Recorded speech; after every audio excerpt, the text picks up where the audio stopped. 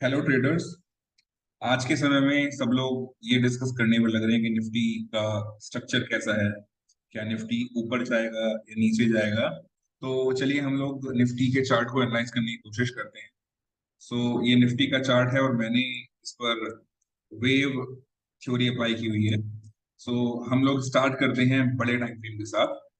हम लोग monthly time frame में आकर बैठते हैं और देखते हैं कि वेव थ्योरी क्या कहती है। वेव थ्योरी का अगर आप देखें, सो दिस इज 1 2 3 4 एंड 5। तो फिफ्थ वेव चल रही है इसकी और ऑलमोस्ट फिफ्थ वेव कंप्लीट होने वाली है। अभी करेक्टिव वेव ए स्टार्ट होगी इन मंथली टाइम फ्रेम। अगर मंथली टाइम फ्रेम में करेक्टिव वेव ए स्टार्ट होती है तो एक मंथ के टाइम फ्रेम में बड़ा हमें फॉल मिल सकता है। अगर हम इस मंथली टाइम फ्रेम को एनालाइज करें और इसको हम वेव थ्योरी के अकॉर्डिंग एक्यूरेट माने तो आप जो करेक्टिव हमारी जो वेव थी, हमारी वेव टू न वेव थ्री जो थी, उसके अंदर भी आप देखेंगे तो हमारी पूरी वेव कंप्लीट हुई है इसके अंदर भी। वीकली टाइम फ्रेम में अगर आ जाते हैं हम लोग तो वीकली टाइम फ्रेम में हम देखते हैं कि ये यहाँ से वेव वन शुरू हुई थी। This is wave one. फिर करेक्टिव वेव टू शुरू हुई, यहाँ पर एंड हुआ 3 4 एंड 5।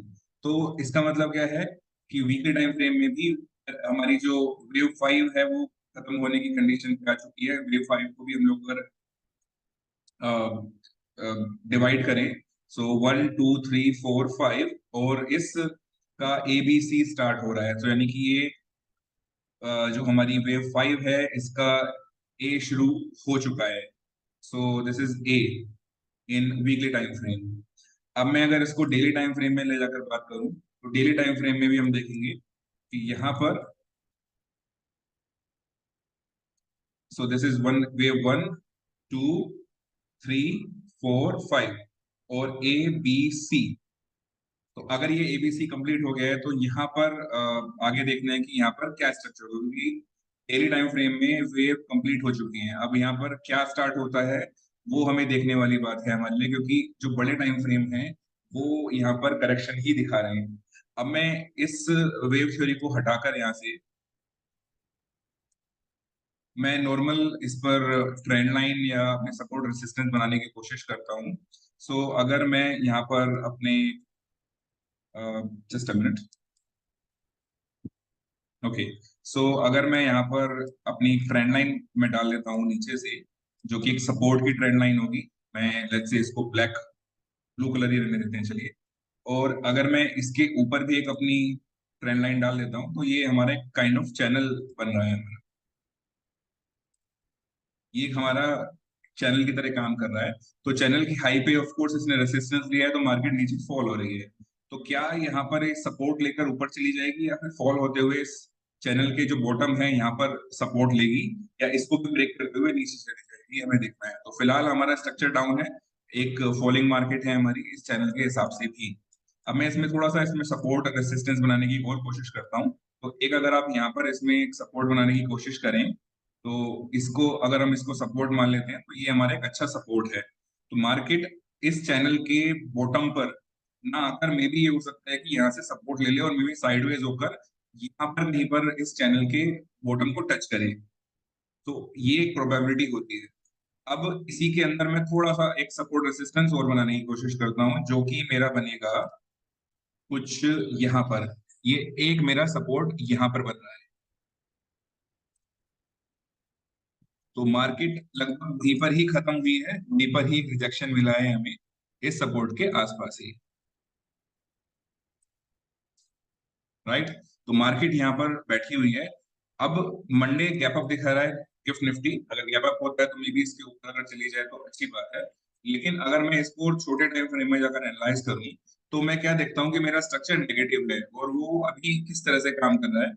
ये अगर हाई है, ये हाई है, तो अगर हायर लो बनाकर जिस तरह से चल रहा है, ये हाई से low and then high and then low.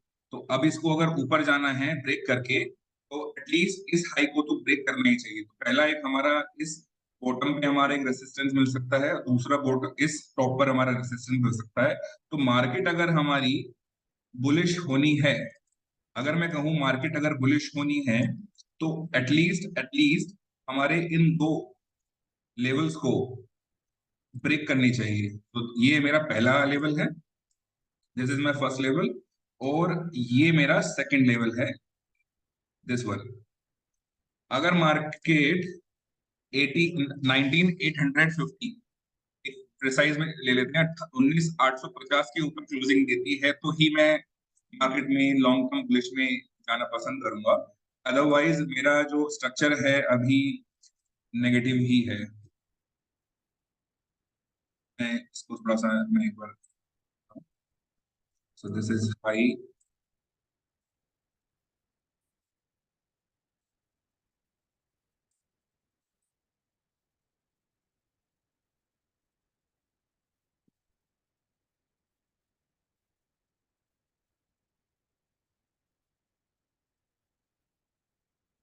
That's it. तो ये अभी मेरा ट्रेड बनेगा। यहाँ पर मार्केट इसी सही जगह पर क्लोज हुई है।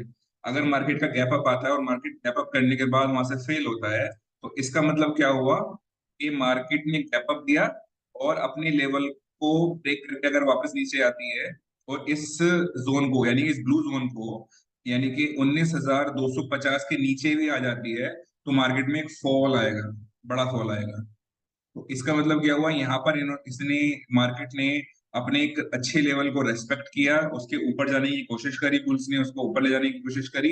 लेकिन अगर बियर्स यहाँ पर एक्टिवेट हो गए और उन्होंने उसको, बुल्स बियर में फाइट होती है, अगर बियर्स विन करते हैं, जीत जाते हैं, तो बियर्स उसको उठाकर नीचे इतनी तेजी से गिराएंगे कि कोई पकड़ नहीं पाएगा। तो ये एक मार्केट का ट्रेंड बन रहा है, जो कि कभी फिलहाल एक नेगेटिव स्ट्रक्चर में मार्केट बैठी हुई है। तो यहाँ पर एग्रेसिव बाई ना करें, एग्रेसिव बाई की मार्केट नहीं है। हाँ, जब भी कोई हमें ऊपर की साइड साइड छोटा लेग मिलता है अप ट्रेंड का, उस पर हम निफ्टी के साथ बाई कर सकते हैं। कुछ अच्छे स्टॉक्स जिनमें बुलिश मूवमेंट चल रहा है, जो बुलिश बुलिश होकर बैठे हुए हैं, उनको हम बाई कर सकते हैं। बट बहुत ज्यादा इन्वेस्टमेंट अभी करने की जरूरत है नहीं मेरे हिसाब से। ज्यादा से ज्यादा आप ये भी कर सकते हैं कि यहाँ पर एक ट्रेंड लाइन बना लीजिए। ये मे बी ट्रेंड लाइन को सपोर्ट करता हुआ या कुछ इस टाइप से मार्केट ऊपर नीचे अपने ट्रेंड को बना सकता है। सो ये थोड़ा सा मैंने कोशिश की है निफ्टी को समझाने की। और निफ्टी अपने आप में सुप्रीम है। निफ्टी अगर ऊपर जाएगी तो सारे स्टॉक्स ऊपर जाने चाहिए, और अगर निफ्टी नीचे आती है तो मैक्सिमम स्टॉक फिर नीचे ही गिरते हैं। बहुत सारे स्टॉक ऐसे भी होते हैं जो निफ्टी के ऑपोजिट चलते हैं, तो निफ्टी के गिरने उठने से उनको फर्क नहीं पड़ता। तो ऐसे स्टॉक में हम इन्वेस्टेड हैं, तो उनको हम लोग स्विंग के लिए भी रख सकते हैं। और बट मेजोरिटी जो मार्केट में मानना होता है वो यही है कि अगर निफ्टी बुलिश है, निफ्टी अगर ऊपर की साइड जा रही है, तो अच्छे बुल मोमेंट आता है, स्टॉक्स के अंदर अच्छा रिटर्न देते हैं। और अगर निफ्टी नेगेटिव है तो एक मार्केट में करेक्शन आता है और काफी सारे स्टॉक नेगेटिव होना शुरू हो जाते हैं। तो ऐसी जगह पर ही हमारा मार्केट से निकलना, टॉप पर निकलना बेहतर होता है। और छोटे छोटे जो बुल्स यहाँ पर आते हैं, जो छोटे छोटे मूवमेंट आते हैं इस टाइप के, ये जो छोटे छोटे मूवमेंट आते हैं, इनको अगर हम यहाँ पर कैप्चर कर लें निफ्टी के साथ में, तो कुछ यहाँ पर छोटी मोटी बाइंग हम कर सकते हैं। बट इनको कैप्चर करना एक अच्छे ट्रेडर का ही निशानी है, जो इनको कैप्चर कर पाता है। हर कोई इनको कैप्चर कर नहीं पाता। यहाँ पर बहुत सारे रिटेलर्स ट्रैप हो जाते हैं। जैसे अब ये ऊपर जा रहा है, तो मे भी हो सकता है कि मार्केट एक ट्रैपिंग के लिए जा रहा है। यहाँ पर बहुत सारे रिटेलर्स ट्रैप हो जाएंगे, उनको लग रहा है कि मार्केट अभी ऊपर जाएगी। हो सकता है मार्केट ऊपर जाए, मैं चाहता हूँ कि मार्केट यहाँ से ब्रेक करता हुआ ऊपर चला जाए, मेरी तो इच्छा यही है। बट हमें निफ्टी के साथ राइड करना है, निफ्टी के अगेंस्ट हमें नहीं जाना है। इस चीज को हमें ध्यान रखना है। तो thank you so much for supporting me.